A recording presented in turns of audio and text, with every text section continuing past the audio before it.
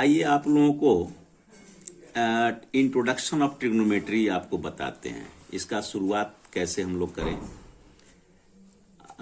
Introduction of trigonometry में मैं इसलिए बता रहा हूं कि जो अभी 9th में है वो 10th में जाएंगे, तो इसको आप बेसिक समझने का कोशिश कीजिएगा। आज जो 10 में अभी एग्जाम देंगे वो एक बार इसको रिकॉल कर लेंगे। तो this is trigonometry. What is trigonometry? This is the branch of mathematics which deals with the measurement of the sides and the angle of the triangle. Triangle के साइड और एंगल का मेजरमेंट को ये पढ़ाने वाला ये मैथ का एक पार्ट है जिसको ट्रिग्नोमेट्री बोलते हैं। The word trigonometry is derived from the Greek words tri meaning 3, gon meaning sides and metron meaning measure, यानी 3 साइड का माप। In other word, trigonometry is the study of relationship between the sides and angles of the triangle, यानी triangle के side और angle के बीच में जो रिलेशन हम बनाते हैं ये ट्रिग्नोमेट्री के माध्यम से बनाते हैं। In this chapter we will study some ratios of the sides of the right triangle with respect to its acute angles called trigonometric ratio of the angle, trigonometric ratio of the angle। अब यहां देखिए, we will calculate trigonometric ratio for some specific angle and establish some identities involving the ratio called trigonometric identity। जैसे कि मान लीजिए कि बाद में हम लोग आइडेंटिटीज के बारे में पढ़ेंगे। तो आइडेंटिटीज क्या है? तो किसी एंगल के लिए, स्पेसिफिक एंगल के लिए, जैसे साइन थीटा कॉस थीटा का जो हम लोग फॉर्मूला बनाएंगे वो ट्रिग्नोमेट्रिकल आइडेंटिटी होता है। आइए बेसिक चीज ये समझें कि देखिए ए बी सी एक राइट एंगल ट्रायंगल है जहां बी इक्वल टू 90 डिग्री है। तो यहां पर मान लीजिए कि ये 90 है, तो हाउ मेनी एक्यूट एंगल, यहां पर एक्यूट एंगल कितने हैं? तो 2 एक्यूट एंगल है, एंगल ए और एंगल सी, ये दोनों 90 से कम है। तो 90 से जब कम है तो हमको एक्यूट एंगल पर ही देखना है। तो एंगल ए के लिए अगर हम सोचें कि एक एंगल ए के लिए परपेंडिकुलर क्या होगा, बेस क्या होगा, हाइपोटेनस क्या होगा, तो ये कैसे समझेंगे? तो इसको मोटा मोटी भाषा में आपको बता रहे हैं कि जहां जैसे मान लीजिए ए पर आप बैठे हुए हैं, ए पर जब बैठे हुए हैं, जब आप सामने देखिएगा तो आपके सामने ये साइड खड़ा मिलेगा आपको।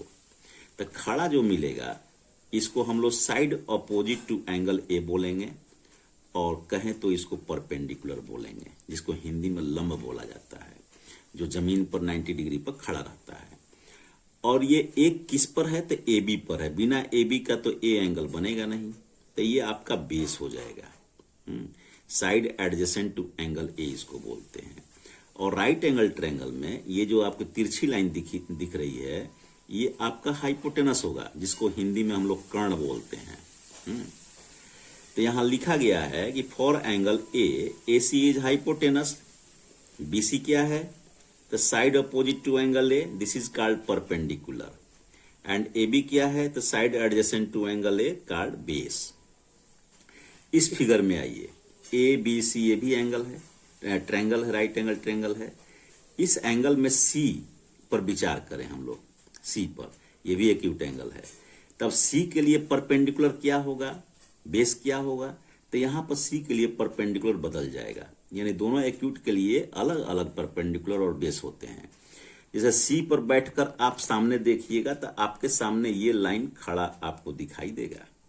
तो जो खड़ा लाइन दिखाई देता है वही तो परपेंडिकुलर होता है। तो इसलिए ये सी के सामने side opposite to angle C A B है, तो ये परपेंडिकुलर होगा, लंब होगा। अब सी आप कहां किस लाइन पर बैठे हुए हैं? तो ए बी सी पर बैठे हुए हैं। तो जिस पर आप बैठते हैं वही तो आधार होता है, वही तो बेस होता है ना। तो अगर बी सी न रहे तो ये एंगल सी नहीं रहेगा।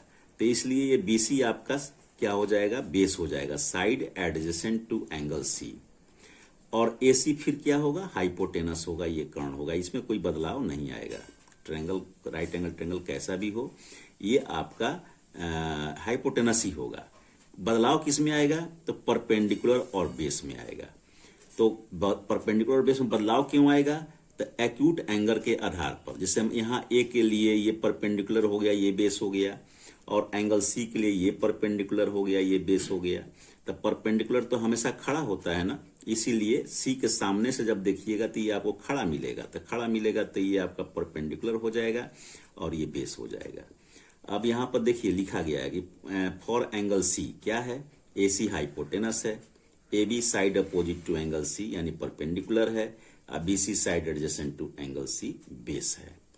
अब आते हैं ये, जैसे कि बताया क्या कि sine A P by H perpendicular by hypotenuse, cos A B by H base by hypotenuse, tan A P by B perpendicular by base. तो कॉसेक जो है साइन का रेसिप्रोकल होता है, इसलिए आपका ये हो जाएगा h by P hypotenuse by perpendicular, यानी कि यहाँ p बाई एच है तो h ऊपर जाएगा, p नीचे आएगा, तो ये उसका रेसिप्रोकल हो जाएगा। और कॉसेक a ये होगा AC बाई BC। अब सेक a जो है ये कॉस का रेसिप्रोकल होगा, तो कॉस का रेसिप्रोकल होगा यानी कि कॉस आपका b बाई एच है तो h बाई बी होगा, यानी हाइपोटेनस बाई बेस होगा, तो ये आपका होगा AC बाई AB। और कॉट a कॉट tan का रेसिप्रोकल होगा, तो tan का वैल्यू तो p बाई बी है, तो ये हो जाएगा b बाई पी, यानी बेस बाई परपेंडिकुलर, आधार बटा में लंब, यानी कि ये होगा आपका AB by BC, AB by BC ये हो जाएगा आधार बटा लंब। तो इस तरह से 6 जो रेशियो हैं इनका वैल्यू निकल गया। This trigonometric ratio of an acute angle in right triangle express the relationship between the angle and the length of its side, यानी इसका संबंध क्या है? एंगल और ट्रायंगल के जो साइड के लेंथ हैं उसके बीच का रिलेशन है। इसको याद करने के लिए एक छोटा सा ट्रिक बता रहे हैं। जैसे ट्रिक कैसे याद कीजिएगा, तो देखिए P B P by H H B, इसको हम लोग फुल फॉर्म में कैसे पढ़ेंगे? पंडित बाबू प्रसाद अपॉन हर हर बोले, पंडित बाबू प्रसाद हर हर बोले, यानी पंडित पी बाई एच, बाबू बाई हर, तब बी बाई एच और पी बाई बी। इसी को उल्टा करेंगे रेसिप्रोकल में, तो हर हर बोले पंडित बाबू प्रसाद, हर हर बोले पंडित बाबू प्रसाद। इसको हिंदी में हम लोग लाल बटा कक्का या कक्का बटा लाल, एल जो है लंब को बताता है, ए आधार को, के कर्ण को बताता है। तो इस तरह से हम लोग इसको मेमोराइज कर सकते हैं। हालांकि बहुत ये हार्ड नहीं है, बहुत इजी है, इसको समझने की कोशिश कीजिएगा। नहीं समझ में आएगा कमेंट लिखिएगा, तो फिर इसको हम ट्राई करेंगे आप लोगों को बताने के लिए। धन्यवाद। हो गया। ट्रिग्नोमेट्रिक रेशियोज, ट्रिग्नोमेट्रिक रेशियोज अब ये क्या होते हैं? तो आप लोग अब नया, ये आप लोगों के लिए नया है, क्या है? Sine theta, cos theta, tan theta, cosec theta, sec theta, cot theta, ये 6 हैं रेशियो। ये थीटा क्या है? Name of angle. जैसे साइन एंगल ए भी हो सकता है, sine A, cos A, tan A, cosec A, sec A, cot A, ये भी हो सकता है। लेकिन यहाँ थीटा मैंने लिया है, sine theta, cos theta, tan theta, cosec theta, sec theta, cot theta, ये 6 आपके ये रेशियोज हैं।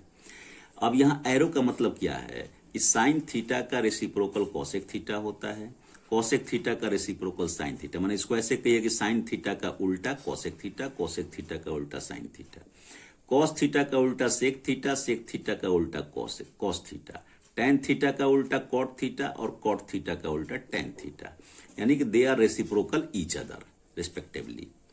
अब यहां पर आते हैं, एक ट्रायंगल है एबीसी, एंगल ए पर हम लोग विचार करेंगे। क्या करेंगे विचार? अब साइन ए का वैल्यू होता कितना है? तो साइन ए इजकल टू होता है, माने ये इस एंगल के लिए side opposite to angle A by hypotenuse. The side opposite to angle है, जैसा कि मैंने बताया, ये परपेंडिकुलर हो गया और ये बेस हो गया। द बीसी बाई एसी यानी परपेंडिकुलर बाई हाइपोटेनस, इसी को हिंदी में लंब बटा कर्ण बोलेंगे। कॉस ए के लिए क्या होगा, side adjacent to angle A by hypotenuse, यानी कि A B by A C. A B base हो गया और ए सी हाइपोटेनस हो गया, तो ए बी बाई ए सी यानी B by H, base by height यानी आधार बटा कर्ण इसको बोलेंगे। tan थीटा, tan ए के लिए क्या होगा, side opposite to angle A by side adjacent to angle A, यानी कि side opposite to angle A this is perpendicular, side adjacent to angle A this is base, यानी BC by A B, BC by A B, ये P by B हो गया, perpendicular by base हो गया, यानी लंब बटा आधार हो गया।